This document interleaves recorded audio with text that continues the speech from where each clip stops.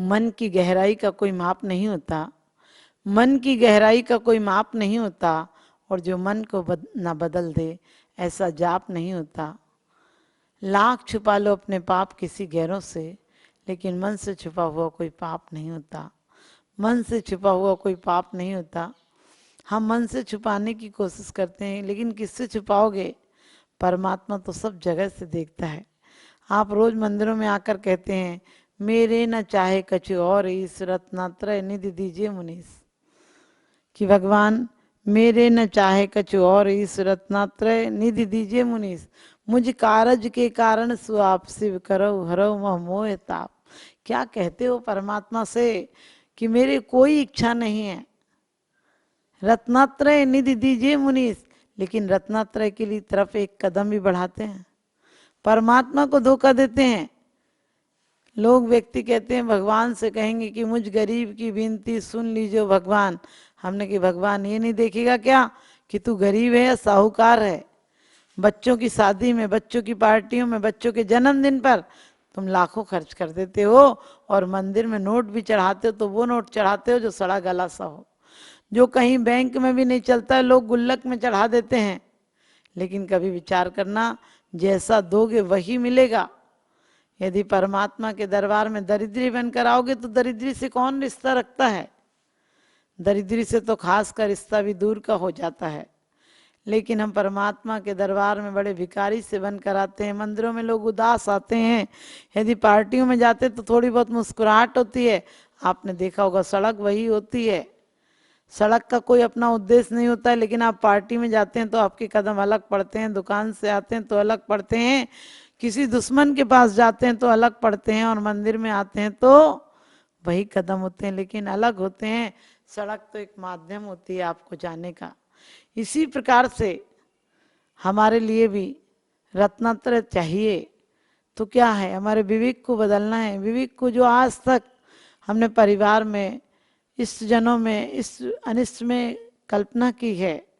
हमने रोज बोलते हैं इष्ट वियोग अनिष्ट योग में सहनशीलता दिखलावें, लेकिन सच बताना, क्योंकि कहते हैं राग आग दगे सदा ताते समामृत से, चिर भजे विषय कसाए अब तो त्याग निज पद भे।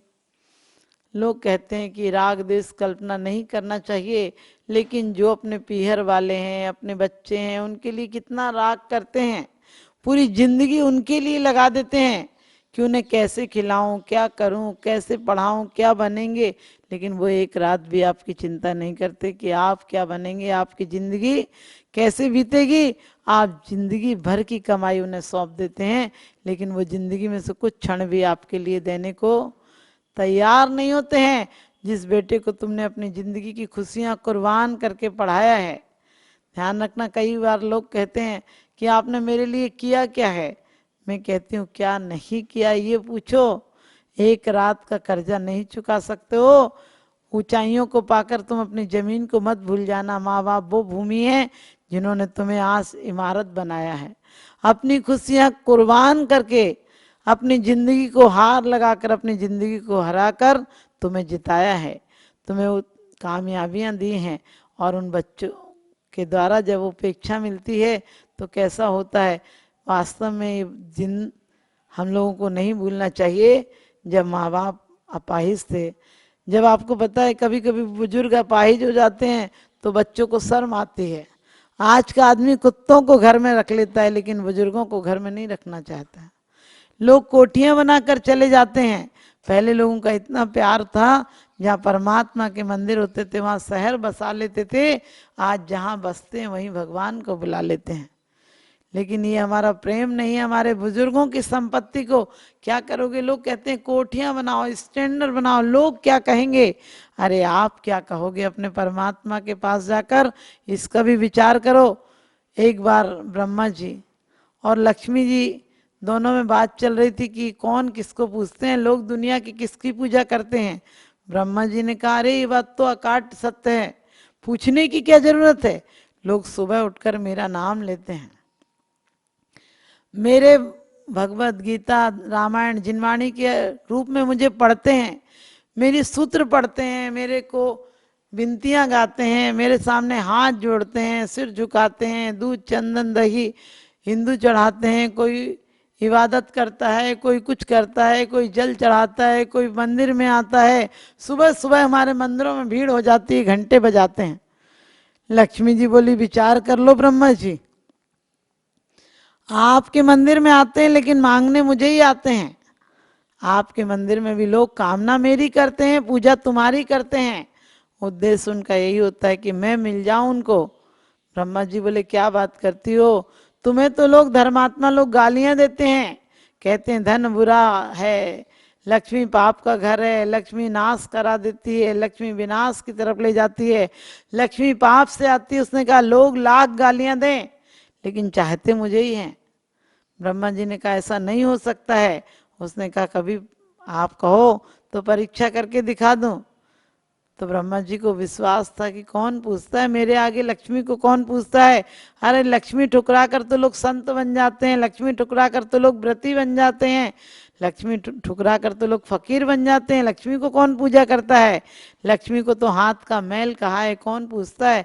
हाथ के मैल को तो लोग छुड़ाने की कोशिश करते हैं और इसको तो कोई नहीं चाहता है। तो लक्ष्मी जी से कहा कि एक ध्यान रखना, तुम लक्ष्मी के भेष में मत आना, तब पहचानूंगा कि तुम्हें चाहते हैं कि नहीं लोग। उसने कहा ठीक है।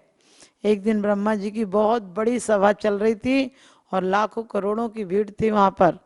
बहुत लंबी सभा चल रही थी और एक भिखारन आई और कहने लगी मुझे पानी पिला दो। लोगों ने धुतकारा, धक्के दिए और कहने लगे निकल जाए यहाँ से, यहाँ ब्रह्मा जी का धर्म उपदेश चल रहा है, तू पानी पीने आई, कौन पिलाएगा तेरे को पानी। उस बुढ़िया के पास फटे पुराने कपड़े पहनी थी बुढ़िया और एक फटा सा थैला था उसके कंधे पर डला हुआ। उस फटे थैले में उसने एक कटोरा निकाला फटे थैले से और बोली मुझे पानी पिला दो, मैं कटोरा तुम्हें ही दे दूंगी। बस कटोरा देने की बात क्या थी, चांदी का कटोरा था और लोगों ने कहा हमें दे दे हमें दे दे। उसने कहा एक ही घूंट पानी पिला दो, मेरे जादू का थैला है, इसमें बहुत सारे कटोरे हैं, देखने में बाहर से नहीं दिखते हैं, मैं सबको एक एक कटोरा दे दूंगी जो जो मुझे पानी पिलाएगा। और वो आगे बढ़ती गई रफ्तार से और लोग पागलों की तरह उसके पीछे दौड़ने लगे, धक्का मुक्की करने लगे, उसके पैर छूने के लिए तैयार हो गए कटोरा पाने के लिए। और कहते हैं कि वो आगे आगे चली गई, वो आगे आगे चली गई और पीछे पीछे भीड़ उसके दौड़ने लगी और धीरे धीरे करते करते बहुत दूर तक वह निकल गई।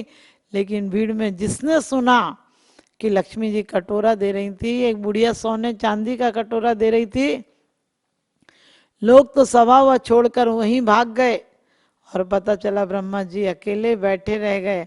आप समझ गए, आप भी ऐसे ही हैं, आप भी परमात्मा की पूजा करते हैं, लेकिन विचार करना कि यदि एक उसी समय में आपका कोई ग्राहक आने वाला हो और उसी समय संत आने वाले हो, आपका अभिषेक का टाइम हो, तो आप पहले क्या करते हैं, अभिषेक करते हैं कि पहले उस व्यापारी को निपटाते हैं। लोग कहते हैं मंदिर कहाँ जाएगा, मंदिर तो वहीं रहेगा, लेकिन ध्यान रखना पैसा कमाने से नहीं आता है, पैसा पुण्य से आता है और पुण्य परमात्मा की आराधना और उपासना से प्राप्त होता है। इसलिए यदि पैसा कमाना है तो वो पैसा कमाना, यदि संपत्ति जुटानी है तो वो संपत्ति जुटाना जो मौत के पार भी साथ जाती हो, वही संपत्ति संपत्ति है। जिस संपत्ति को तुम संपत्ति कहते हो वो तो आपत्ति का घर है। मरते टाइम तुम्हें बहुत तकलीफ होगी कि जीवन में कमाया था अब सब छोड़कर जाना पड़ रहा है, जीवन में इतना कमाया था, जिनके लिए कमाया था वो लोग काम नहीं आए। तो ध्यान रखना जीवन एक फैक्ट्री की तरह है, इससे चाहो तो तुम त्याग तपस्या का माल तैयार कर सकते हो और सो एक तरफ भोग और रोगों का माल भी तैयार कर सकते हो। ये शरीर, ये चिंतन, ये मन तुम्हारे लिए ध्यान और आराधना में साधन बन सकता है और यही विराधना और कामना में साधन बन सकता है। आराधना सीढ़ी है और विराधना पतन का कारण है। और कहते हैं कि यदि आपने अपने मन को बदलने की कोशिश, मन को बदलना मत, लोग कहते हैं मन को बस में करो, मैंने कि मन को बस में कैसे करोगे। अरे मन को काम दो, मन को विचार सही दो, मन को इतना मैटर दो कि मन विकारों की तरफ जाए नहीं, मन को सद्विचारों का मैटर दो। लोग कहते हैं कि समय गलत हो गया, लोग गलत हो गए, दुनिया बदल गई। मैं कहती हूँ दुनिया कहाँ बदल गई।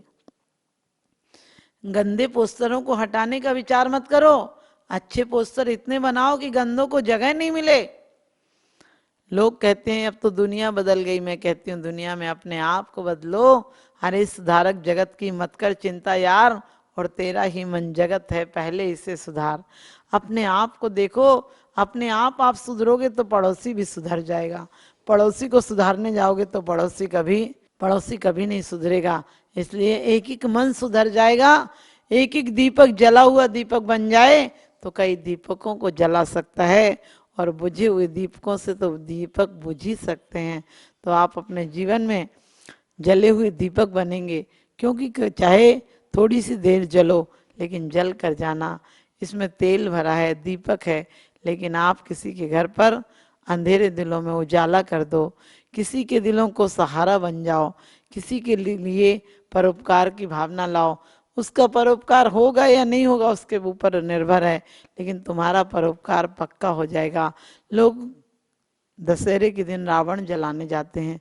मैं कहती हूँ अपने मन का रावण जलाओ। अपने मन का रावण देखो कि उसने एक नियम लिया था तो प्रतिज्ञा को पूरा किया, लेकिन आज घर घर में रावण है, घर घर में हर दिल लंका हो गया है, भस्म होने को तैयार है। ज्वालामुखी की तरह आदमी का दिल जल रहा है।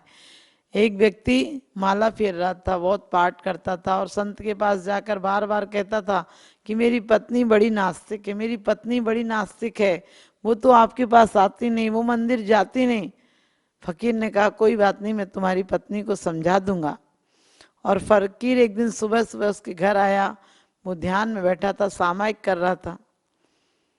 फकीर ने आकर पूछा कि तुम्हारे पति कहाँ हैं? पत्नी से। वो बोली चप्पल की दुकान में है। पति तो आग बबूला हो गया, कहने लगा मैं चप्पल की दुकान में हूं, देख रहे हो मैंने कहा था ये बड़ी नास्तिक है। गुरुजी के पैर पकड़ के बोला देखो गुरुजी आपने देख लिया, मैं ध्यान कर रहा हूं, परमात्मा का ध्यान कर रहा हूं, और ये कह रही चप्पल की दुकान में।